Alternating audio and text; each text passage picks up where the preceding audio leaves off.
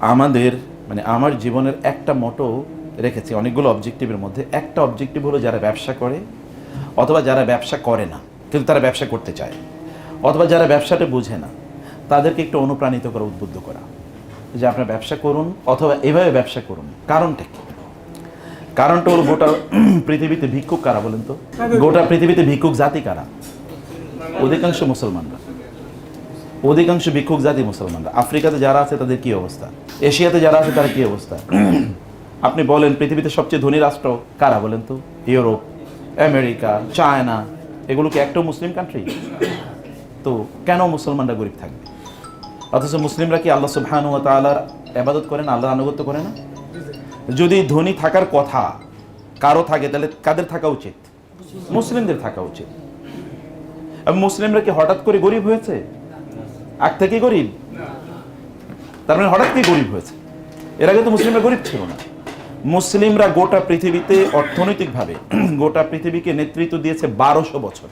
আমি আপনাদেরকে বলবো বোনেরা, বাজারে যাবেন, সুন্দর সুন্দর বই আছে, বিলিভ মি। আমাদের আজকে দুইটা বই আছে এখানে। একটা হচ্ছে মায়েরা আসলে সোনালী যুগের এই যে বড় বড় মানে ইসলামিক স্কলার যাদের কথা বললাম, তাদের মায়েরা কিভাবে তাদের সন্তানদেরকে লালন পালন করেছেন তার উপর একটা বই। আর একটা হলো গোটা জীবন জুড়ে নাসিহা দরকার আমাদের, কোন পদ্ধতিতে আমাদের জীবনটা পরিচালনা করবো। দুটো বই আপনারা নিয়ে যাবেন। এটা মাস্ট রিড। বাসায় বসে পড়বেন, বাচ্চাদেরকে নিয়ে পড়বেন, পড়াবেন এবং অন্যদেরকে আপনারা গিফট করবেন। কত বছর? 1200 বছর সারা পৃথিবীতে অর্থনৈতিক নেতৃত্ব দিয়েছে মুসলমানরা, ব্যবসা বাণিজ্য করেছে মুসলমানরা। যখন গোটা পৃথিবীর মানুষ ট্রেডিং বুঝতো না, ট্রেডিং যেমন আপনারা যেটা ট্রেডিং করেন, আমি বিজনেস পড়াই তো কিছু টার্ম আমি জানি।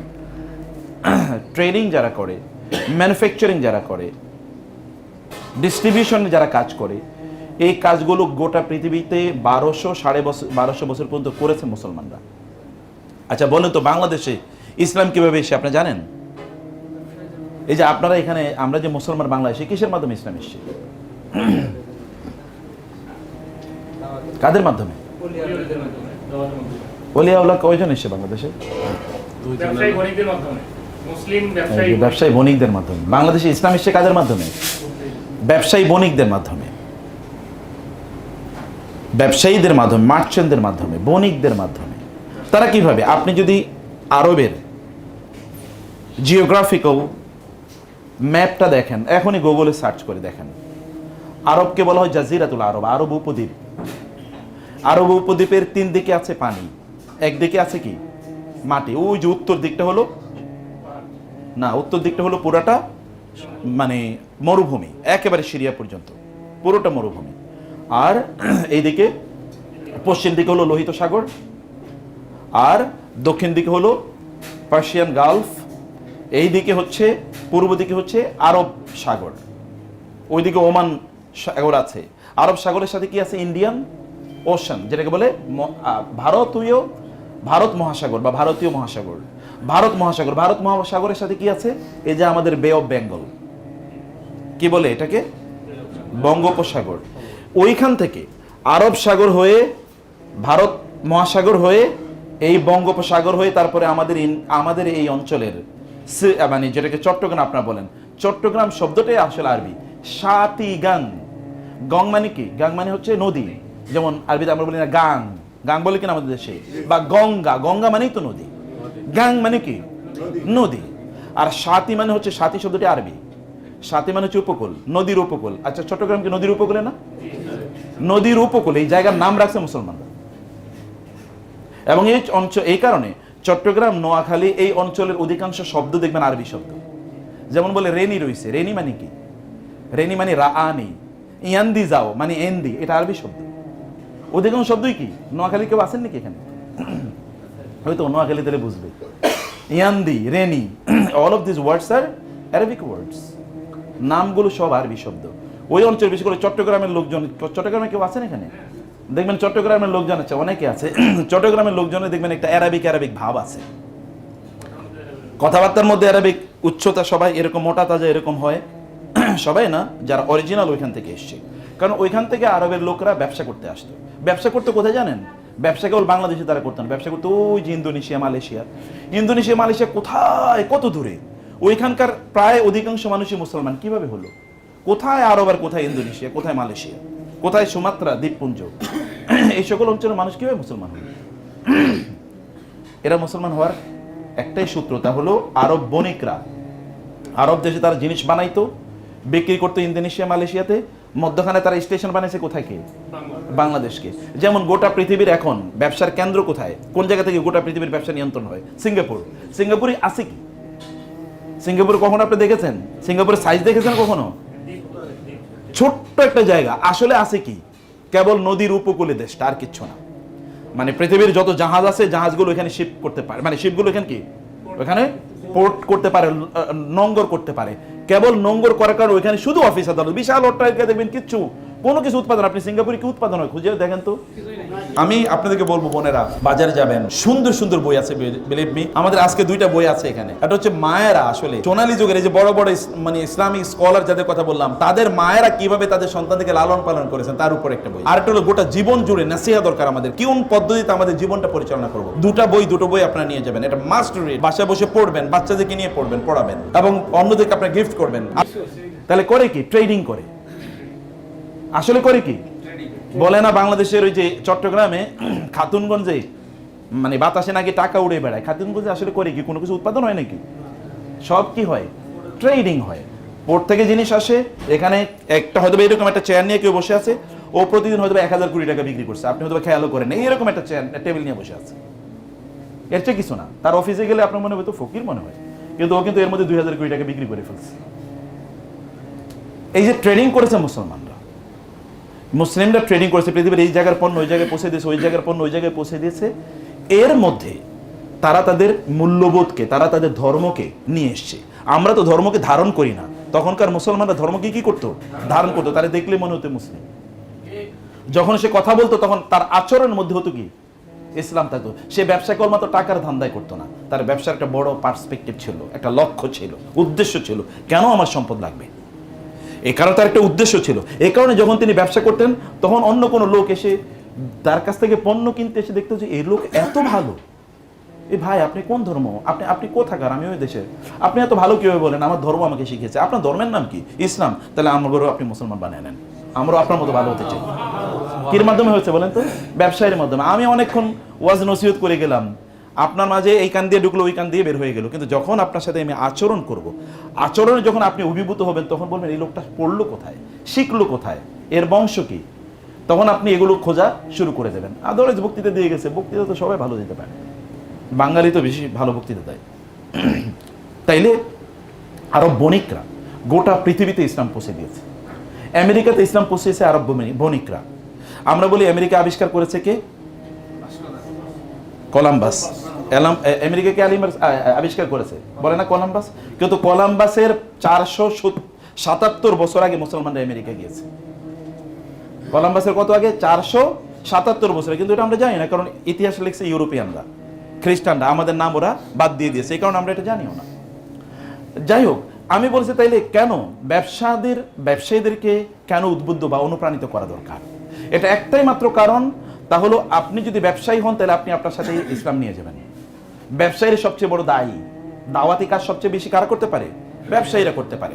এখন বলেন তো, গোটা পৃথিবীতে লোকেরা, অধিকাংশ লোকই খ্রিস্টান হয়ে যাচ্ছে, কি কারণে বলেন তো?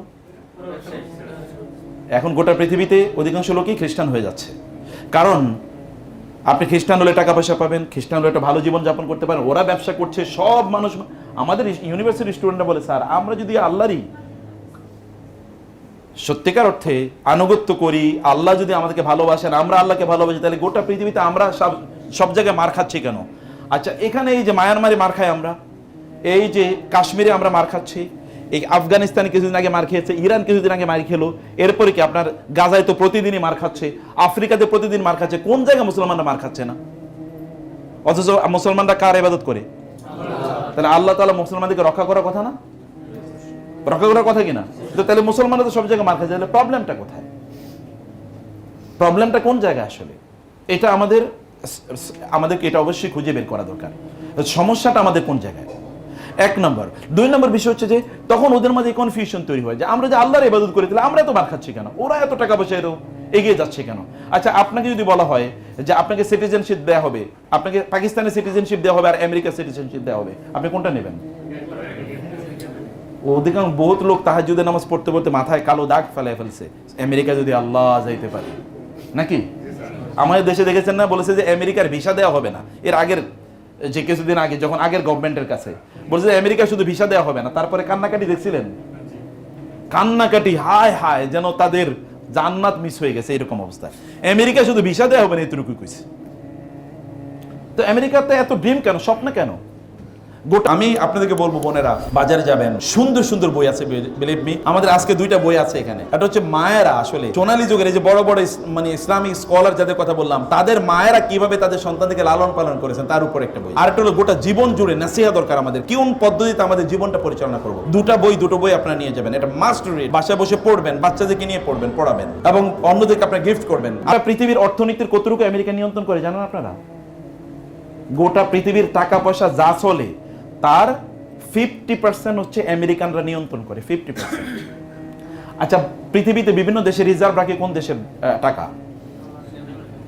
আপনারা বুঝেন নাই? রাষ্ট্রে যে রিজার্ভ, যেমন আমাদের দেশে ব্যাংকে যে রিজার্ভ আছে কেন্দ্রীয় ব্যাংকে, এই কেন্দ্রীয় ব্যাংকে রিজার্ভ কাদের টাকা থাকে? ডলার থাকে নাকি? এটা কোন দেশের? ডলার ছাড়া কোন দেশের রিজার্ভ আছে?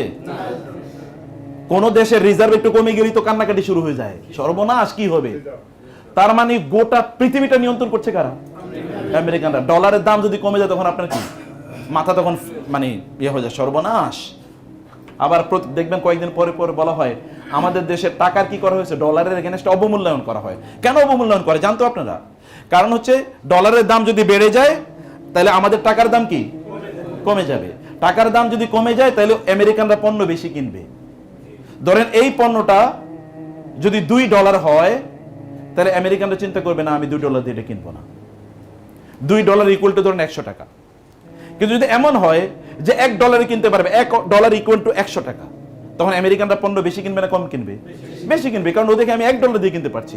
আপনার দেশে আপনি হয়তো বুঝতে পারেন, আপনি দেখতেছেন 100 টাকাই, কিন্তু ওইটা ওই ডলারের এগেনস্টে কি হয়ে গেছে, অর্ধেক হয়ে গেছে। আপনি হয়তো ইম্প্যাক্ট বুঝেন নাই, এটা ইন্টারন্যাশনাল মার্কেটের একটা ইম্প্যাক্ট আছে, একটা বড় ধরনের ইম্প্যাক্ট আছে। গোটা পৃথিবী, আপনি কি সৌদি আরব আর কি ইউরোপ আর কি আপনার বাংলাদেশ সব নিয়ন্ত্রণ করছে আমেরিকান ডলার। কারণ কি? আচ্ছা, পৃথিবীতে আপনি 10টা ব্র্যান্ডের কথা বলেন তো এরকম যে ব্র্যান্ডগুলো আমেরিকায় নাই অথবা আমেরিকানরা উৎপাদন করে না। আপনি বলেন অ্যাপল থেকে শুরু করে অ্যামাজন পর্যন্ত কোনটা আছে আমেরিকানদের বাইরে? আচ্ছা, এখন আমাদের দেশে যে কয়েকদিন আগে আমরা শুনছি এখানে ওই যে ইন্টারনেটের জন্য কি আনা হবে, স্কাই না কি স্টারলিংক আনা হবে না? স্টারলিংক কে করছে? টেসলা কার? আচ্ছা, আপনি যে গুগল চালান, জিমেল, এটা কার? ফেসবুক যে চালান এটা কার? ইনস্টাগ্রাম চালান কার? হোয়াটসঅ্যাপ চালান কার? আপনি টেলিগ্রাম চালান কার? আপনি ইউটিউব চালান কার? তা আপনি একটা নিজে বলেন যেটা আপনি বানাইছেন। আচ্ছা, গোটা মুসলমানরা বানাইছে একটা বলেন তো। আপনি তো বুঝেন না, আপনি যখন ফেসবুকে গেছেন তখন কিন্তু ডলার অলরেডি ওর পকেটে চলে গেছে, যায় নাই? ফেসবুক এর মালিক পৃথিবীতে 3 নম্বর ধনী। কিসের উপর ভিত্তি? ওর কি কোনো ইন্ডাস্ট্রি আছে নাকি? কোনো ইন্ডাস্ট্রি নাই। আছে কি? এই যে ওনারা MBA পড়ছে, MBA তে বই কাদের লেখা বই পড়েছে? আপনার ছাত্র, আপনাদের ছেলেমেয়েরা যদি কোনোদিন কেউ যদি ইঞ্জিনিয়ারিং পড়ে থাকে তাহলে দেখেন তো ইঞ্জিনিয়ারিং বই কারা লিখছে। মার্কেটিং আপনারা পড়েছেন কেন? মার্কেটিং ফিলিপ কটলারের নাম শুনেছেন তো? কে সে? বাংলাদেশি না? হ্যাঁ, আমেরিকান গুরু তো নাই তো, মার্কেটিং এর গুরু সে। তো পৃথিবীর এমন কোন বিজনেস BBA বা MBA পড়ানো হবে ফিলিপ কটলারের বই ছাড়া? এটা কি সম্ভব? তাহলে ফিলিপ কটলারের বই বিক্রি করে তো ওরা কত হাজার কোটি টাকা ইনকাম করে নিয়ে গেছে, শুধু একটা বই বিক্রি করে হাজার হাজার কোটি টাকা। তাহলে আপনি বলেন তো, আপনি এরকম একটা বই বাই করতে পারলো তো হইতো যে ঠিক আছে আমি এটা বের করেছি। তাহলে আমরা যে বলেছি আমেরিকানরা নিয়ন্ত্রণ করে, আপনি ধ্যানে মনে জ্ঞানে সব কিছু কিন্তু আপনি আমেরিকান। আরেকটা দেশের কথা বলি, তার নাম হচ্ছে কি ইহুদিরা, ইসরায়েল। ইসরায়েলের ক্ষমতা কি জানেন আপনারা? পৃথিবীর যত টেক জায়ান্ট আছে, যত বড় টেকনোলজির কোম্পানি আছে, সবগুলোর হেডকোয়ার্টার কোথায়? জেরুজালেমে। সব। অথচ ছোট্ট একটা, কতটুকু, কত কিলোমিটার? আমার মনে হয় যে এটা সব মিলে আমাদের এই ঢাকা তো বহুত পরের কথা, ঢাকার আরো বহু ছোট। এতটুকু একটা জায়গা দেখেন তো কি করে ফেলছে, সারা পৃথিবী নিয়ন্ত্রণ করেছে। কারণ কি? লিভার ব্রাদার্স কাদের? ইহুদিদের। পেপসি কার? কোকা কোলা কার? আপনি নাম শুধু লিস্ট দেখেন না, শুধু লিস্ট দেখেন আপনি, এগুলো সব হচ্ছে ওদের। আপনি একটা আপনি যদি বলা হয়, আপনি বলেন যে বাচ্চাদের ফুড লিভার ব্রাদার্স ছাড়া, বা ধরেন আপনি ইহুদিদের প্রোডাক্ট ছাড়া আপনার বাচ্চাদেরকে খাওয়াইতে পারবেন না। আপনি নেসলে, কাদের নেসলে টাইপের এদের যত কোম্পানি আছে, মানে বাচ্চাদের ফুড যা আছে ইহুদিদের প্রোডাক্ট ছাড়া সম্ভব? আপনার বাচ্চারা নেলে না খাওয়াই রাখতে হবে। এখন আপনি বলেন আমরা কি বানাইছি, বলেন একটা বলেন যে আমরা বানাইছি, একটাও খুঁজে পাবেন না। আমি আপনাদেরকে বলবো বোনেরা, বাজারে যাবেন, সুন্দর সুন্দর বই আছে, বিলিভ মি। আমাদের আজকে 2টা বই আছে এখানে। এটা হচ্ছে মায়েরা আসলে সোনালী যুগের এই যে বড় বড় মানে ইসলামিক স্কলার যাদের কথা বললাম, তাদের মায়েরা কিভাবে তাদের সন্তানদেরকে লালন পালন করেছেন তার উপর একটা বই। আর একটা হলো গোটা জীবন জুড়ে নাসিহা দরকার আমাদের, কোন পদ্ধতিতে আমাদের জীবনটা পরিচালনা করব। দুটো বই আপনারা নিয়ে যাবেন, এটা মাস্ট রিড। বাসায় বসে পড়বেন, বাচ্চাদেরকে নিয়ে পড়বেন, পড়াবেন এবং অন্যদেরকে আপনারা গিফট করবেন।